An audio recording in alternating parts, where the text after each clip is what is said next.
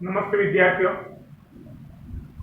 જો હાલ આપણે કેમિસ્ટ્રીની અંદર આણ્વીય દર, તુલ્ય દર, આયનોમાંથી સંયોજનો કેવી રીતે બનાવવા તે શીખ્યા. છતાં આપણા રૂટીન નિયમ પ્રમાણે એનું રિવિઝન કરી લઈએ તુલ્ય દરનું. તો તુલ્ય દર જે છે તુલ્ય દર ઇક્વલ ટુ આણ્વીય દર, તુલ્ય દર ઇક્વલ ટુ આણ્વીય દર ભાગ્યા કહી શકાય કે ઇલેક્ટ્રોન જે છે ઇલેક્ટ્રોનનો ફેરફાર. તુલ્ય દર ઇક્વલ ટુ આણ્વીય દર ભાગ્યા ઇલેક્ટ્રોનનો ફેરફાર. આણ્વીય દર કેવી રીતે શોધવો એ મેં તમને શીખવાડીશ. છતાં એક ફોર્માલિટી પૂરી કરી લે, જેમ કે K2CO3 નો તુલ્ય દર શોધવો છે. તો કેવી રીતે આનો તુલ્ય દર શોધી શકાય? તો તેની માટે પહેલા આણ્વીય દર શોધવો પડશે. યાદ કરજો, જ્યારે તુલ્ય દર શોધવાનો હોય ત્યારે દીકરાઓ આણ્વીય દર જરૂરી બને છે. સાંભળજો બરાબર. જ્યારે તુલ્ય દર શોધવાનો હોય તેવા સંજોગોની અંદર આણ્વીય દર શોધવો જ પડે. તો પહેલા આણ્વીય દર શોધો. તો ચલો K2CO3 નો આણ્વીય દર. જો કાલ જે વિદ્યાર્થીઓ હાજર નહોતા, એટલે કે આજે જ નવું એડમિશન લીધું છે તેવા વિદ્યાર્થીઓ ફરીથી એકવાર ધ્યાન. તો K કેટલા છે? 2. તેથી 2 કૌંસમાં K નો પરમાણ્વીય દર પ્લસ 1 કૌંસમાં કાર્બન નો પરમાણ્વીય દર પ્લસ 3 કૌંસમાં O નો પરમાણ્વીય દર. ચલો, મેં તમને કાલે કીધું હતું કે દરેક તત્વ જે છે દરેક તત્વના પરમાણ્વીય દર યાદ કરવાના જ છે. તમે તૈયાર કર્યું હશે.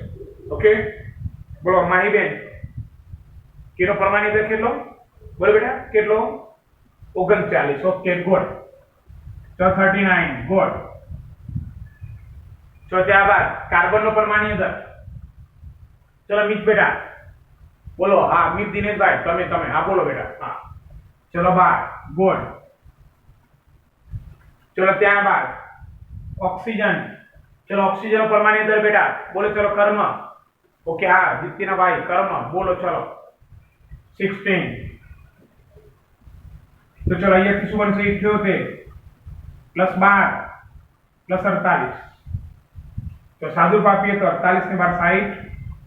ચલો 60 એટલે લગભગ 138 ની આસપાસ. તો 8 × 10 ને 8 5 ને 6 6 ને 7 138 ગ્રામ પ્રતિ મોલ.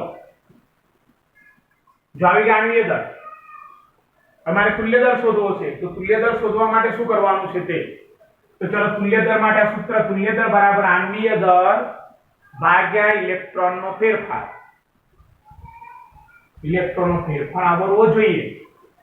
ઇલેક્ટ્રોનનો ફેરફાર ઘનતા આવરવો જોઈએ. એને માટે આયનીકરણ કરો. તો K2CO3 નું આયનીકરણ કરું તો બે આયન પણ થાય K++ CO3 - 2. જો કાલે પણ કીધું હતું ને આજે પણ કહું છું ફરીથી, કે જે છે ને એ Ka+1 જ હોય ને CO3 - 2 જ હોય. CO3 - 2 નું નામ પણ મેં તમને શીખવાડ્યું તો કાર્બોનેટ. યાદ રાખવાની પ્રવાહ. CO3 - 2 નું નામ શું બનશે? તો કાર્બોનેટ. જો એ K જે છે ને K બેલેન્સ જો અહીંયા 2 K છે તો અહીંયા 2 મૂકવા પડે બેટા. એક K માટે એક જ ઇલેક્ટ્રોનનો ફેરફાર. તો અહીં 2 K હોવાથી અમારે 2 K મૂકવા પડ્યા. તેથી ઇલેક્ટ્રોનનો ફેરફાર જે છે ઇલેક્ટ્રોનનો ફેરફાર 2 થશે. 2 ઇલેક્ટ્રોનનો ફેરફાર. તેથી તુલ્ય દર. તેથી કહી શકાય કે તુલ્ય દર ઇક્વલ ટુ આણ્વીય દર. દસો આણ્વીય દર 138 ભાગ્યા 2. 2 ઇલેક્ટ્રોન છે તેથી. ચલો ભાગ ચલાવો. તો 6 દુ 12 1. ઓકે, 2 × 9 = 18. એટલે તુલ્ય દર ઇક્વલ ટુ 69 ગ્રામ પ્રતિ તુલ્યાંક. તુલ્ય દર જે છે તુલ્ય દર આપણે આ રીતે શોધી શકીએ છીએ. ગઈકાલે શીખવાડ્યું હતું, છતાં પણ મેં રિપીટ કર્યું. चलो एक नजर रिपीट ऊपर।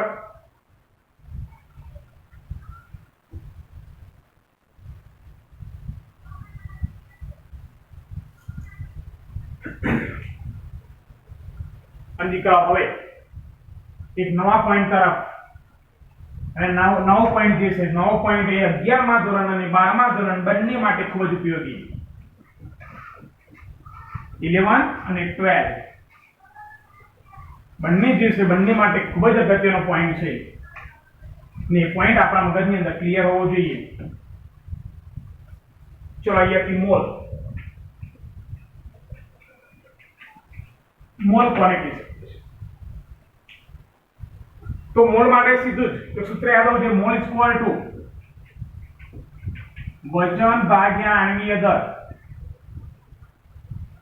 અને મોટે ભાગે મોલની સંજ્ઞા જે છે, મોલની સંજ્ઞા છે સ્મોલ m। મોલ ઇક્વલ શું બનશે સૂત્ર? વજન ભાગ્યા આણ્વીય દર। યાદ કરો ફરીથી, મોલ બરાબર શું બને? તો વજન ભાગ્યા આણ્વીય દર। વજન એટલે વેઇટ, આણ્વીય દર એટલે મોલેક્યુલર વેઇટ। તો ચલો હવે આપણને કીધું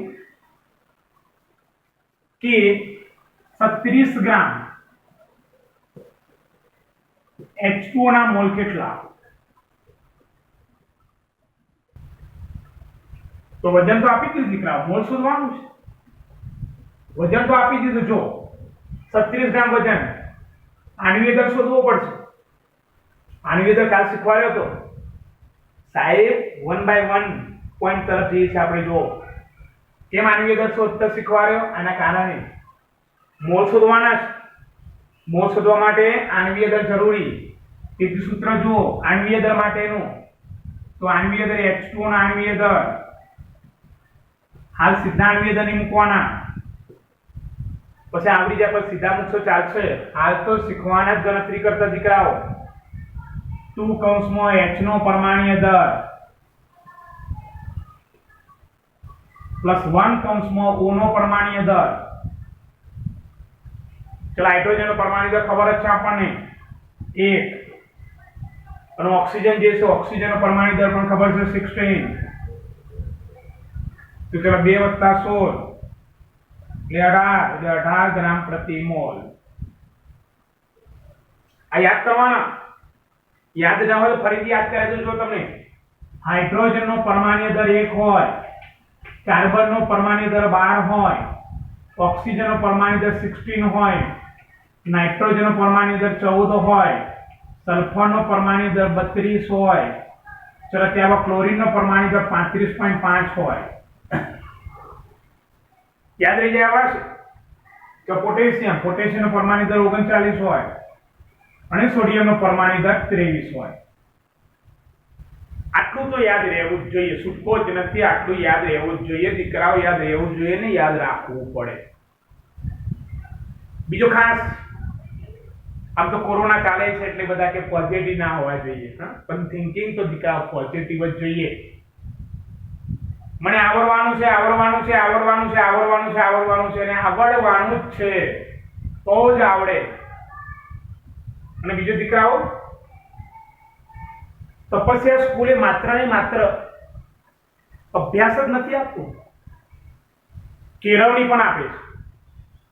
કેળવણી એટલે સ્ટડી નહીં દીકરાઓ, કેળવણી એટલે બધી જ રીતે જે તમને કેળવે, બધી જ રીતે દીકરાઓ તૈયાર કરે છે એને કહેવાય છે કેળવણી। એટલે અમારી તપસ્યા સ્કૂલે એ તમને શિક્ષણ સાથે શિસ્ત આપે છે। શિક્ષણ તો બધા જ આપશે દીકરાઓ, અમારે માર્કશીટની જરૂરિયાત નથી, તમને માર્કશીટ નથી આપવાની। માર્કશીટ સાથે સમાજની અંદર ઉભા રહેવાની ક્ષમતા પણ આપવાની છે। તમે આઈઆઈટી ની અંદર એડમિશન લઈ લીધું, એન્જિનિયર થઈ ગયા, કશું કામનું નથી દીકરાઓ। આઈઆઈટી સારામાં સારી આઈઆઈટી કોલેજમાં એડમિશન લઈ લીધું, તમે એન્જિનિયર બની ગયા, કોઈ કામનું નથી। પણ સારા એન્જિનિયર કેવી રીતે બની શકાય તે તમને 11-12 ની અંદર તપસ્યા સ્કૂલ તમને આપશે। સરસ રીતે નીટની અંદર માર્ક લાવી દીધા,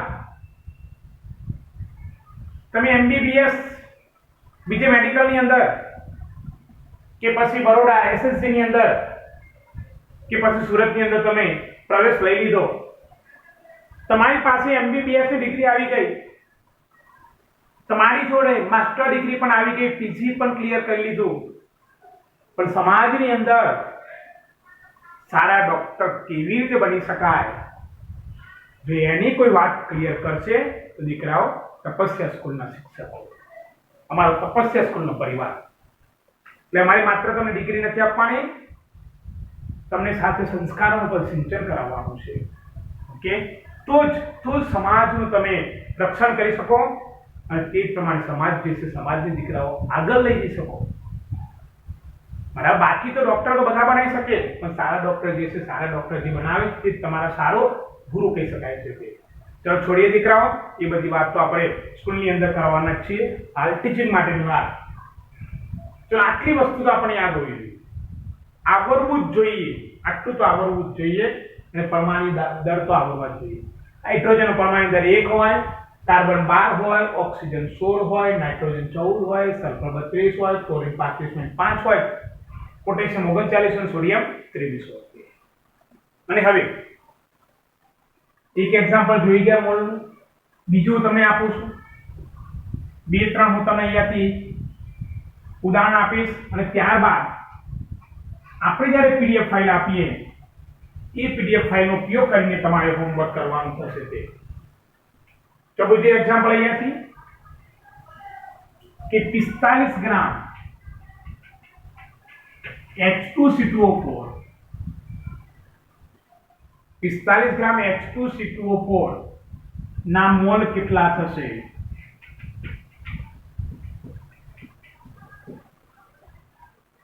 તો પહેલી વસ્તુ સૂત્રાર્થી મૂકી દો, મોલ ઇક્વલ ટુ, સૂત્ર યાદ હશે દીકરાઓ, ઓટોમેટિક તમને એક્ઝામ્પલ આવડી જશે. મોલ ઇક્વલ ટુ વજન ભાગ્યા આણ્વીય દર. વજન તો આપેલું છે, આણ્વીય દર નથી આપેલું, તેથી ચલો H2C2O4 નો આણ્વીય દર શોધીએ. H2C2O4 નો આણ્વીય દર ઇક્વલ ટુ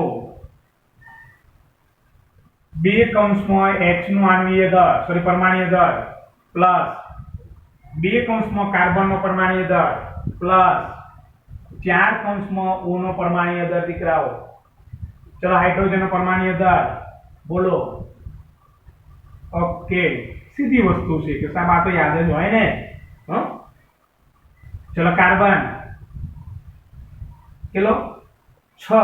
ના બેટા 6 તો પરમાણુ ક્રમાંક થશે. બોલો તમે બોલો કેટલો થશે? 12. ના તમે બોલો 12. નહીં તમે બેટા 12. ઓકે 12 જ હોય, યાદ કરી લેવાનું. હું તમને એમ કહું કે ના તો તમારામાં કોન્ફિડન્સ હોવો જોઈએ, તમારામાં આત્મવિશ્વાસ હોવો જરૂરી. તો ચલો કાર્બન કેટલા થશે? 12. ઓકે, તો ત્યારબાદ ઓક્સિજન 16. તો સાદું આપીએ 2 વત્તા 24 અને 64. ચલો શું બનશે? 4 ને 4 8 ને 2 10, 6 ને 2 8 1 9 એટલે 90 ગ્રામ પ્રતિ મોલ. આ બની ગયા આણ્વીય દર. ચલો હવે મોલ શોધવા છે, તો મોલ ઇક્વલ ટુ વજન તો આપી દીધેલું છે 45 ભાગ્યા 90 એટલે 1/2 અને 1/2 એટલે શું બનશે? 0.5 મોલ. એટલે આ પ્રમાણે દીકરાઓ મોલ શોધી શકીએ છીએ. તે એકદમ ઈઝી છે, એકદમ ઈઝી, પણ આપણને એની ગણતરી કરતા આવડવી જરૂરી છે. ઓકે, ચલો નજર. ચલો હજી એક એક્ઝામ્પલ આપી દો અને ત્યારબાદ નવા પોઈન્ટ તરફ જઈશું. તે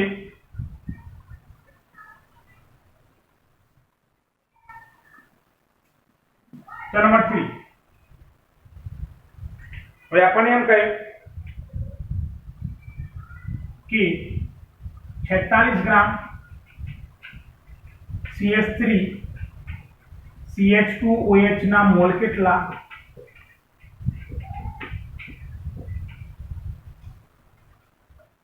તો તરત સૂત્ર મૂકી દેવાનું, મોલ ઇક્વલ ટુ વજન ભાગ્યા આણ્વીય દર.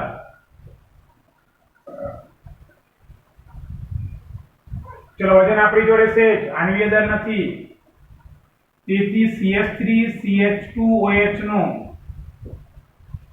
આણ્વીય દર ઇક્વલ ટુ जो कार्बन કેટલા છે 2 તો 2 કૌંસમાં કાર્બનનો પરમાણ્વીય દર પ્લસ હાઇડ્રોજન કુલ ગણો તો 3 ને 2 5 ને 6 એટલે 6 કૌંસમાં હાઇડ્રોજનનો પરમાણ્વીય દર પ્લસ ચલો ઓક્સિજન કેટલા છે 1 જ એટલે પ્લસ 1 કૌંસમાં O નો પરમાણ્વીય દર ચલો કાર્બન એટલે 12 ચલો હાઇડ્રોજન એટલે 1 ને ઓક્સિજન એટલે 16 तो 12 24 प्लस 6 प्लस 16 ये बनी जैसे 46 ग्राम प्रति मोल શું બનશે તો 46 ગ્રામ પ્રતિ મોલ એટલે આ પ્રમાણે આણ્વીય દર મળી ગયો ચલો મોલ તો મોલ ઇક્વલ ટુ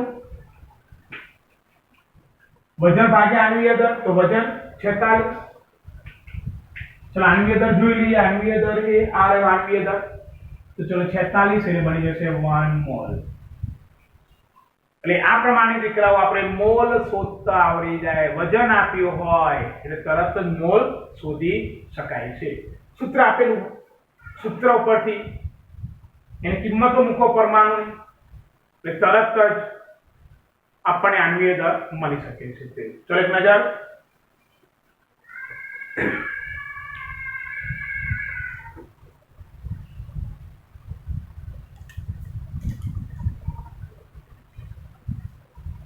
जो દીકરાઓ હવે આપણી જોડે નવી વાત જે છે નવી વાત મારે કરવી છે અને એ નવી વાત એટલે ખૂબ જ મહત્વની વાત અને એ તમે જાણતા નથી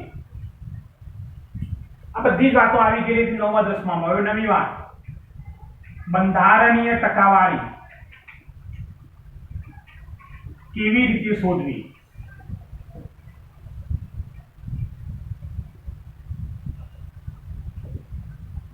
जो બંધારણીય ટકાવારી માટે એક ઉદાહરણ લખી છે એટલે ઝડપથી યાદ રહેશે આપણને જો માની લો કે અહીંયાથી આપણને એમ કહે કે CH4 માં કાર્બન અને હાઇડ્રોજનના ટકા શોધો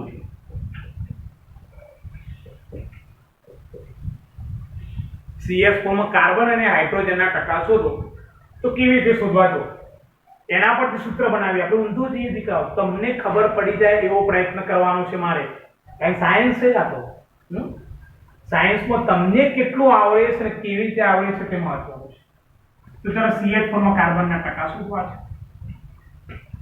તો CH4 માં કાર્બનના ટકા ઇઝ ઇક્વલ ટુ જો કાર્બન કેટલા છે તે તો કહી શકાય કે એક કૌંસમાં કાર્બનનો પરમાણ્વીય દર જેના ટકા શોધવાના હોય તે પરમાણુની સંખ્યા કૌંસમાં તેનો પરમાણ્વીય દર ગુણ્યા 100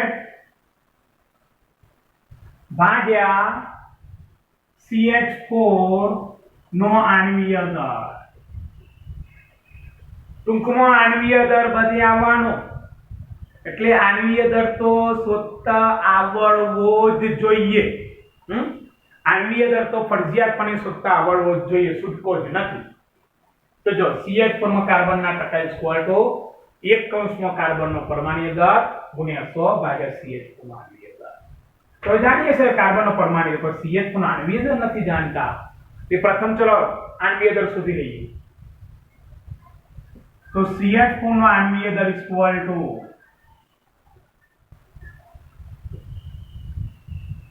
एक कौंसમાં કાર્બનનો પરમાણ્વીય દર પ્લસ 4 કૌંસમાં હાઇડ્રોજનનો પરમાણ્વીય દર ચલો એક કૌંસમાં કાર્બનનો પરમાણ્વીય દર 12 અહીંયાથી 1 એટલે 12 + 4 એટલે 16 ગ્રામ પ્રતિ મોલ એટલે CH4 જે છે CH4 નો આણ્વીય દર કેટલો મળી ગયો મને 16 ગ્રામ પ્રતિ મોલ મળી ગયો ઓકે તો કિંમત મૂકવાની જો CH4 માં કાર્બનના ટકા તો CH4 માં કાર્બનના ટકા તો ચલો 1 કૌંસમાં કાર્બનનો પરમાણ્વીય દર 12 ભાગ્યા 100 ને 16 કેમ એક મૂકે એક કાર્બન છે એટલે દીકરાઓ જો બે કાર્બન હોય તો બે મૂકત્યા સૂત્ર કોમન ન થઈ જાય સંખ્યા બદલાય તો બદલાય તો ચલો એ શું બનશે 1200 ભાગ્યા 16 એનો ભાગાકાર કરવાનો આપણે અને ભાગાકાર જે છે કેલ્ક્યુલેટરની મદદથી દીકરાઓ કરવાનો तो चलो जो आ है कैलकुलेटर उपयोग करवानो अहिया 1200 છે તો 1200 તો તેઓ ભાગ્યા એ 16 તો ઇઝ ઇક્વલ ટુ આપણી જોડે મળી જાય છે 75%. કેટલા મળી જાય છે 75% આપણને મળે છે તે છતાં એક વખતમાં ફાઇનલી કોણ બે વખત ગણતરી કરજો આ 1200 ભાગ્યા આ 16 ચલો કમ્પ્લીટ 75%. तो सेम पोजीशन हाइड्रोजन माटे आ कार्बन ना टका થઈ ગયા યાદ કરી લેજો. ચલો હાઇડ્રોજન ના ટકા માટે CH4 નો આણ્વિક દળ તો કોમન થઈ જશે એટલે એ તો આપણને 16 મળી ગયો. ચલો હવે CH4 માં હાઇડ્રોજન જે છે હાઇડ્રોજન ના ટકા શોધવા છે મારે. તો CH4 માં हाइड्रोजन ना टका इक्वल टू चलो हाइड्रोजन चार्ज हाइड्रोजन क्लास है चार्ज कितने ये जो 4 कंस में H नो परमाणुीय दर गुण्या 100 भाग्या CH4 नो आणवीय दर. चलो कार्बन सॉरी हाइड्रोजन परमाणुीय दर 1 ये 100 तो CH4 खबर है गणतरी करी 16 तो 4 गुणिया 100 भाग्या 16 तो 4 चौक 100 ने 25 चौक 100 25%. એટલે આ પ્રમાણે હાઇડ્રોજનના ટકા પણ શોધી શકાય છે. કાર્બનના ટકા શોધ્યા હતા 75% આવ્યા હતા અને હાઇડ્રોજનના ટકા કેટલા હતા 25%. ચલો આ પણ નોંધ કરી લો.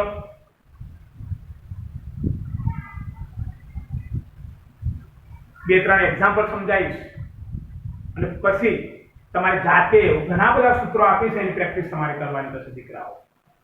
ચલો ધ્યાન આવે બીજું ઉદાહરણ.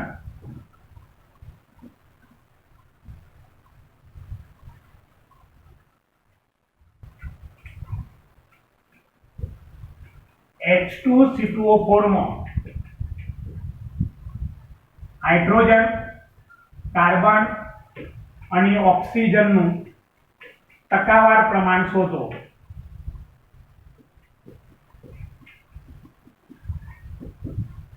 विद्यार्थी જોઈએ H2C2O4 માં હાઇડ્રોજન કાર્બન અને ઓક્સિજનનું ટકાવાર પ્રમાણ શોધવું છે.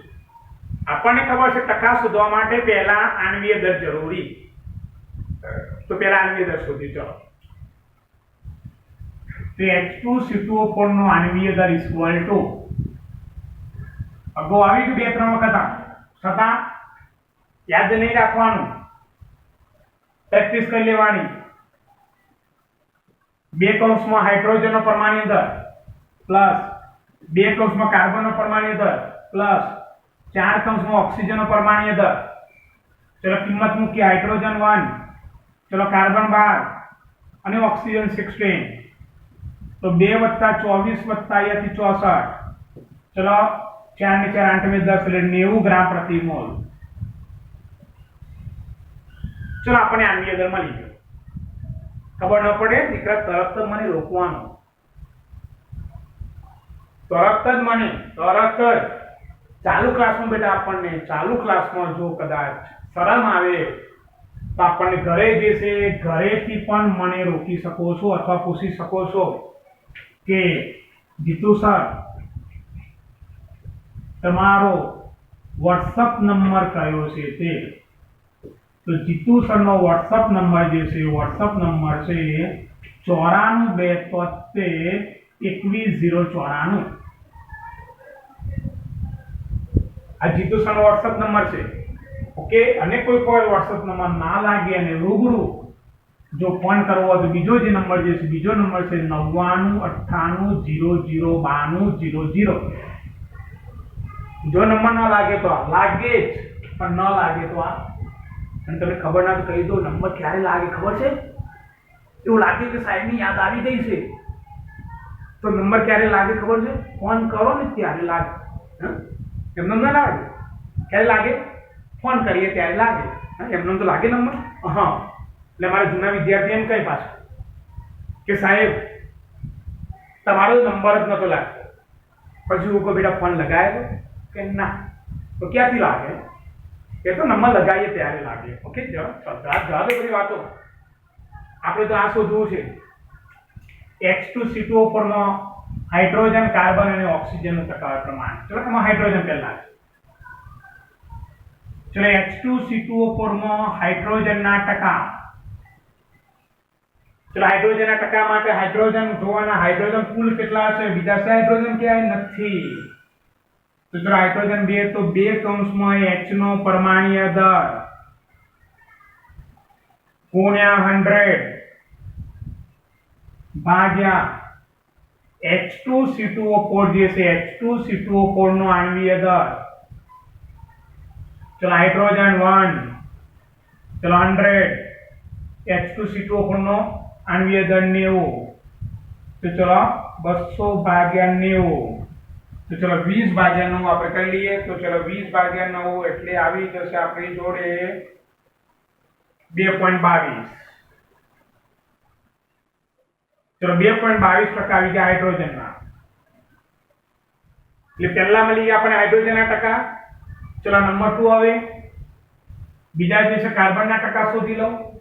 તો ચલો H2CO4 માં કાર્બનના ટકા ઇઝ ઇક્વલ ટુ કાર્બન કેટલા છે? 2 છે. તો 2 કૌંસમાં કાર્બનનો પરમાણ્વીય દર ગુણ્યા 100 ભાગ્યા H2CO4 નો આણ્વીય દર. ચલો અહીંયા કાર્બન એટલે કેટલા? તો 12 ગુણ્યા 100 H2CO4 90. તો ચલો 12 છે 2400 ભાગ્યા 90. તો ચલો આ જશે તો 240 ભાગ્યા 9 હું કરી લઉં. તો અહીંયાથી 240 ભાગ્યા 9. તો ચલો આવી ગયો 26.666 આવતો હતો. તો ચલો 6 એટલે અહીંયાથી શું કરી લેવા? 67 એટલે 26.67% આવી ગયો. તો ચલો કાર્બનના ટકા પણ મળી ગયા મને. જો કેવી રીતે શોધ્યા? કાર્બન 2 હતા દીકરાઓ, એટલે અહીંયા 2 લખ્યા. જેના ટકા શોધવાના હોય તેનો પરમાણ્વીય દર. તો 2 કૌંસમાં કાર્બનનો પરમાણ્વીય દર ગુણ્યા 100 અને નીચે આખા સંયોજનનો આણ્વીય દર એટલે H2CO4 નો આણ્વીય દર. તો ચલો 2 ગુણ્યા 12 ગુણ્યા 100 ભાગ્યા 90 સાદું રૂપ આપ્યું. કેલ્ક્યુલેટરથી ગણતરી કરી તો 26.67. અને ત્યારબાદ ચલો ઓક્સિજન માટે તે H2CO4 માં ઓના ટકા. ચલો ઓના ટકા માટે ઓક્સિજન કેટલા છે? 4. તો 4 કૌંસમાં O નો પરમાણ્વીય દર ગુણ્યા 100 ભાગ્યા H2CO4 નો આણ્વીય દર. H2CO4 નો આણ્વીય દર 4 કૌંસમાં એટલે 16 100 ભાગ્યા 90. તો 6400 ભાગ્યા 90 એ 640 ભાગ્યા 9. તો ચલો 640 ભાગ્યા 9 કરી લો. કે 640 ભાગ્યા 9 એટલે બની જશે 71.11. એટલે બની જશે 71.11% ઓક્સિજન.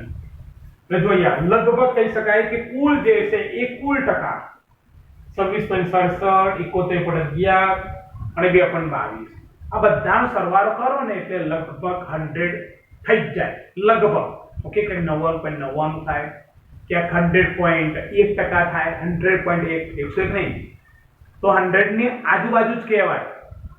પણ પછી 125% હોય કોઈ દિવસે ના હોય. જેટલા તત્વો હોય બધાનો કુલ સરવાળો, હા બેનો લોટ ના થાય, પણ જેટલા તત્વો હોય બધા તત્વોનો કુલ સરવાળો લગભગ કેટલા ટકા થાય? તો 90% થાય. એવું ચેક કરવાની જરૂરિયાત નથી, સતત ચેક કરજો. કાર્બનના ટકા, હાઇડ્રોજનના ટકા અને કહી શકાય અહીંયાથી ઓક્સિજનના ટકા. ચલો કાર્બનના ટકા શોધી લીધા આપણે. કેટલા ટકા આવ્યા આપણા કાર્બનના ટકા? તો 26.67. ચલો હાઇડ્રોજનના ટકા કેટલા આવે? તો 2.22. ચલો અહીંયા ઓક્સિજનના ટકા કેટલા આવે? 71.11. જો ચેક કરીએ આપણે મનની શાંતિ થઈ જાય. 7 ને 2 9 ને 1 10. ચલો 1 7 ને 2 9 ને 1 10. ચલો 1 2 ને 2 4 4 ને 6 10. 1 હજુ 7 ને 2 9 ને 1 10. કે થઈ ગયા 100% પરફેક્ટ. કોઈ પણ 99.9 આવે ચિંતા કરવાની જરૂર નથી. હોય કદાચ પોઈન્ટ કાપવામાં મિસ્ટેક હોય તો કોઈ ચિંતા નથી આમાં, પણ 100 ની નજીક આવે કમ્પ્લીટલી. તો આ રીતે બંધારણીય ટકાવારી જે છે, બંધારણીય ટકાવારી શોધી શકાય છે કે H2C2O4 ના બંધારણની અંદર હાઇડ્રોજનના ટકા કેટલા, H2C2O4 માં કાર્બનના ટકા કેટલા, H2C2O4 માં ઓક્સિજનના ટકા કેટલા. આમ સિરિયસ બનીને શોધીએ તો સાચું જ આવે. સિરિયસ બનીને શોધીએ એટલે એમ કહેશે કે સાચું જ આવે, છૂટકો જ નથી. દેખાવો તમને જીતુ સરે, કેમિસ્ટ્રીના જીતુ સરે ન્યૂટનની ગતિનો ચોથો નિયમ શોધ્યો. કયો નિયમ? ચોથો. અને આ તો સાહેબ 3 જ નિયમ શોધાય, પણ મેં તો ચોથો નિયમ આપ્યો છે. કયો ચોથો નિયમ? અભ્યાસ દરમિયાન કરેલી મસ્તી, અભ્યાસ દરમિયાન ચાલુ ક્લાસમાં કરેલી મસ્તી એ ઘટેલા રિઝલ્ટના સમપ્રમાણમાં છે. યાદ રાખજો ચોથો નિયમ. કયો ચોથો નિયમ? કે વર્ગખંડમાં અભ્યાસ દરમિયાન કરેલી મસ્તી એ ઘટેલા રિઝલ્ટના સમપ્રમાણમાં